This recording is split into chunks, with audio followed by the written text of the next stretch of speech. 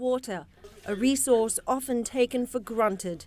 But in India, this commodity carries with it an increasingly high price.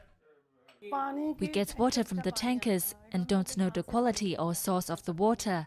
Of course, we filter the water before drinking it, but the people who don't suffer from stomach ailments. We have hair-related problems.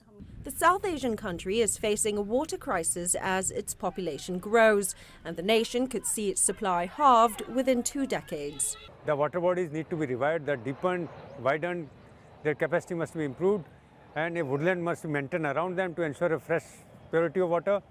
But this isn't just India's problem. Around the world, a global water crisis is brewing. A new UN World Water Development Report warns the planet will only have 60% of the water we need by 2030, while water demand will grow 55% by the year 2050. Population growth means escalating demand for water in the consumer, agriculture, energy industries, just to name a few. But it isn't just population growth putting a strain on water resources. Climate change is also a major factor, as scientists expect that weather patterns would continue growing more erratic. Take, for instance, this snowstorm in late March in what is technically springtime in New York.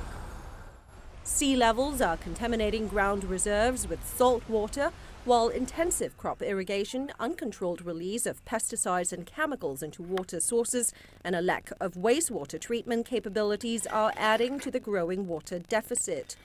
The UN report calls on governments to balance supply and demand in the long term, including through better water management in industry and the recycling of wastewater, or run the risk of an imminent global water crisis. Li Lingtan, CCTV, New York.